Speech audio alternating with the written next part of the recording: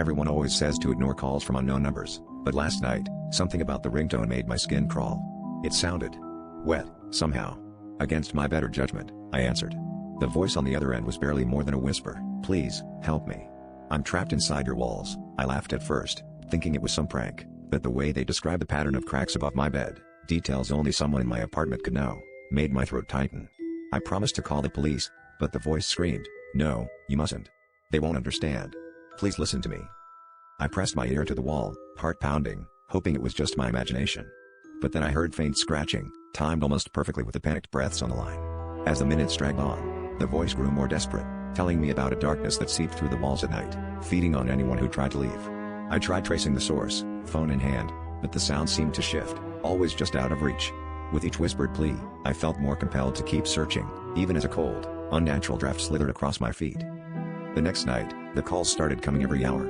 Each time, the voice sounded weaker, begging me not to sleep, warning me that if I closed my eyes, the darkness would choose a new victim. I barely slept, jumping at every creak, every gust of wind. Finally, the voice sobbed, "It's almost here. If you don't help, you'll take my place." I realized then that the calls only started after I moved in, after the previous tenant disappeared without a trace. My blood ran cold as I remembered the realtor's nervous laugh when I asked about them. Last night, the scratching stopped. The phone rang one final time. The voice was different, calm, almost relieved. "Thank you," it said. "You listened." Then the call ended, but as I hung up, I heard my own voice whisper from inside the wall, "Please, help me. I'm trapped."